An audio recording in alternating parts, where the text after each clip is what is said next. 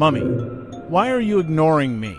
Mummy, why are you not talking to me? Annie anxiously waits at the door for her mom and dad to come. She sits like this every day after school, and her parents always surprise her with a gift or a chocolate.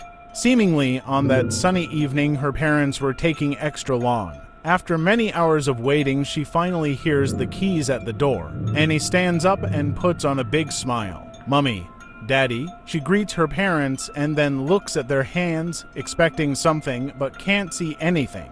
Her parents ignored her and walked upstairs, visually upset. Annie looked up at them going upstairs and followed them. Mummy, why are you not talking to me? Where were you? Daddy. Annie gave up and sat on the staircase, thinking, why aren't my parents answering me? Did I do something wrong? Annie then went to the kitchen and took out a box of chocolates, ones she didn't like, the chocolates her parents were saving for a special occasion. She wanted to cheer them up in case something happened, or have them forgive her in case she had done something wrong. Here you go, Mummy, and he put the chocolates on the bed and stepped back, waiting for a response. They ignored her again. Mummy, Daddy, answer me, Annie shouted. 2 days passed and her parents were still ignoring Annie. She tried everything to get her parents' attention, but nothing worked. Suddenly she heard screaming from another room. All because of you. Gone because of you.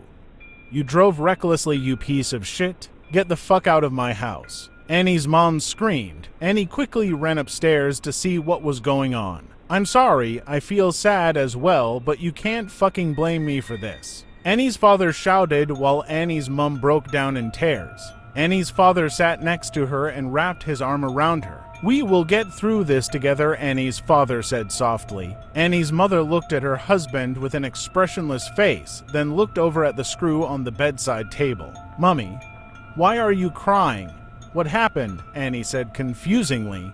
Annie's mother got up and grabbed the screw and put it behind her back while she circled to the other side of the bed. Annie's father looked down and was about to get up.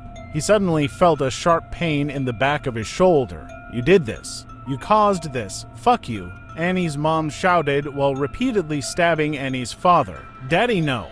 Mummy, please stop.